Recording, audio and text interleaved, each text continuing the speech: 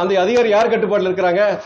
அக்கா தமிழிசை சொல்றாங்களே, அந்த நீட் தேர்வுக்காண்டி அவ்வளவு பாவம் பிள்ளைங்க வந்து ஏற்கனவே உங்களுக்கு அந்த எக்ஸாம் ஃபியர் இருக்கும், உங்களுக்கு பரீட்சையில் எப்படி பண்றோமோ அதுமே செகண்ட் அட்டம் பண்றவங்களும் இருக்கிறாங்க, செகண்ட் அட்டம் தேர்ட் அட்டம் பண்ற பிள்ளைங்க எல்லாம் இருக்கிறாங்க. ஏற்கனவே ஒரு மன சங்கடத்துல ஒரு மன அழுத்தத்துல இந்த குழந்தைங்க வர்றாங்க. அவங்ககிட்ட இப்படி ட்ரெஸ் போடக்கூடாது, அப்படி ட்ரெஸ் போட, பட்டன் எக்ஸ்ட்ரா இருக்கக்கூடாதுலாம் சொல்லிட்டு கடைசி நேரத்துல மன அழுத்தத்தை கொடுக்கறது செய்யறது ஒரு இதனாலதான் நம்ம சொல்றோம் நீட் வேண்டாங்கிற பல காரணங்கள் இது ஒரு காரணம். இப்போ இதுக்கு அதிகாரிகள் யார் கட்டுப்பாட்டில் இருக்கிறாங்க? எல்லாம் மத்திய அரசு சார்ந்த அதிகாரிகள் மத்திய அரசுடைய கட்டுப்பாட்டில் இருக்கிறாங்க அவங்க. இப்ப அந்த நீட்டு கொண்டு வந்தது யாரு? அது இல்லாம நீங்க இந்த மாதிரி பரீட்சையை வந்து சரி நடத்துறாங்க, இதுலயே கொஸ்டின் பேப்பர் லீக் பல பிரச்சனை நடந்துருச்சு, உங்களுக்கு பல பிரச்சனை நடந்து இன்னைக்கு மறுபடியும் இந்த மாதிரி சில குளறுபடிகள் நடக்குதுன்னா இந்த அதிகாரிகள் மேல பழிய போட்டுட்டு ஒன்றிய அரசு இதுல தப்பிக்க முடியாது. அவங்க அக்காவை பொறுத்த வரைக்கும், தமிழிசை பொறுத்த வரைக்கும் அவங்க தொடர்ந்து இந்த மாதிரி நிலவரம் புரியாம கிரவுண்ட் ரியாலிட்டிஸ் இல்லாம பேசிட்டு இருக்கிறாங்க. போதைப் பொருளுக்கு எதிராக நம்ம சென்ட்ரல் பண்ணிட்டு இருக்கோம். நீட்ல வந்து பிராந்தி ரம்மு குறித்த கேள்வி வந்துதான் சொல்றாங்க, அது நீட்டுக்கு இதுல வந்து சொல்லுங்க, யாரும் ஒருத்தர் சொல்லுங்க.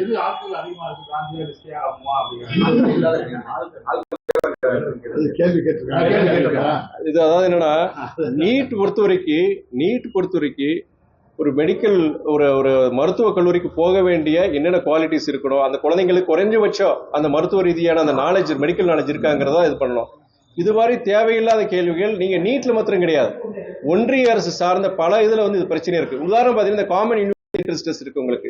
இப்போ உங்களுக்கு சயின்ஸ் ஆர்ட்ஸ் காலேஜ் போனா கூட அந்த கியூட்னு சொல்றாங்க, காமன் யூனிவர்சிட்டி என்ட்ரன்ஸ் டெஸ்ட். அதுல என்னன்னா நாளைக்கு எக்ஸாம் நினைக்கிறேன், இது வரைக்கும் எக்ஸாம் ஹால் டிக்கெட் கூட பல பேருக்கு போகாம இருக்கு, நாளைக்கு நடக்குமாங்கிற கூட தெரியல.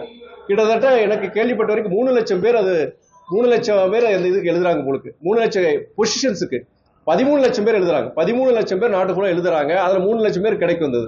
அதுவுமே பல இதுல குளறுபடிகள் இருக்கு. யாருக்கே இந்த சிஸ்டம் நல்லா தான் இருந்தது. +2 எழுதுறாங்களா, அந்த இதை வச்சு அவங்க போய்க்கலாம். அவங்க இப்ப தேவையில்லாத என்ட்ரன்ஸ் எக்ஸாம் யாரை மெயினா பாதிக்கணும்? Middle class, lower middle class இருக்கவங்க தான். ஓரளவு வசதியா இருக்கும், அவங்க கோச்சிங் சென்டர் போவாங்க, 2 லட்சம் 3 லட்சம் செலவு பண்றாங்க. கிராமங்கள்ல இருக்கிறவங்க, கிராமங்கள்ல இருக்கிற மாணவர்கள், அதே மாதிரி பொருளாதார ரீதியா வந்து அதாவது middle class, lower middle class இருக்கு, அவங்க தான் இதுல ரொம்ப சங்கடப்படுறாங்க. இதுல இது கியூட்டா இருக்கட்டும், இல்ல நீட்டா இருக்கட்டும், அந்த எக்ஸாம் நடத்துற முறையா இருக்கட்டும், கொஸ்டின் பேப்பர் லீக்ல இருந்து இந்த மாதிரி தேவையில்லாத கேள்விகள், எக்ஸாம் நடத்துற விதம், எல்லாத்துலயும் இந்த பிரச்சனை இருக்கு. அது ஒன்றிய அரசு இதுக்கு ஒரு முற்றுப்புள்ளி வைக்கணும், அவங்க இல்லதான் இருக்கு.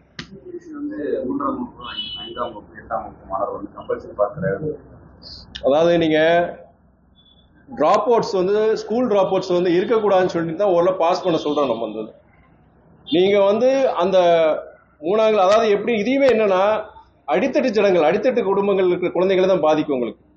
அவங்க பாஸ் பண்ணல செய்யலாம், சரி 5ஓட 5th ஸ்டாண்டர்ட் நிப்பாட்டிக்கோப்பா, உனக்கு படிப்பு வரல. நம்ம பார்த்துருக்கோம், காலங்காலமா பார்த்துருக்கோம். எப்ப உனக்கு படிப்பு வரலப்பா, 2 ஃபெயில் ஆயிட்டான்ப்பா, வேணாப்பா நீ ஊருக்கு போப்பா, இந்த வேலையை பாருப்பா, அந்த வேலையை பாருப்பா அப்படின்னு 15-20 வருஷம் முன்னாடி இந்த பிரச்சனை இருந்தது. இப்போ ஓரளவு வந்து ஓரளவு கிரேஸ் மார்க் கொடுத்து பாஸ் பண்ணி விட்டுட்டு அவங்க ஓரளவு கொண்டு வந்துடுறாங்க. ஆனா இந்த எக்ஸாம் வச்சு இந்த ஒரு பப்ளிக் எக்ஸாம் மாதிரி ஒண்ணு வச்சு நீங்க வந்து இதுல ஃபெயில் ஆனா ஃபெயில் தான், நீங்க மறுபடியும் எக்ஸாம் எழுதுன்னு சொல்லும்போது இந்த ஸ்கூல் டிராப் அவுட்ஸ் வந்து நிறைய வரும். நம்ம இந்த GER சொல்றோம் இல்லையா, கிராஸ் என்ரோல்மெண்ட் ரேஷியோ, தமிழ்நாடு வந்து கிட்டத்தட்ட இன்னைக்கு 50 விழுக்காடு இருக்கு. நீங்க வட மாநிலங்கள் பொறுத்த வரைக்கும் இன்னைக்கு 24%, 25% இருக்கிறதே பெரிய விஷயம். அவங்க டார்கெட்டே 27% வச்சிருக்காங்க. அவங்க வந்து 50% GER வந்து நம்ம எப்பயே அச்சீவ் பண்ணிட்டோமோ. இப்படி நல்லா போயிட்டு இருக்க இடத்துல இந்த மாதிரி எல்லாம் கொண்டு வந்து இருக்கிறதையும் அவங்க பிரச்சனை பண்ண போறாங்க.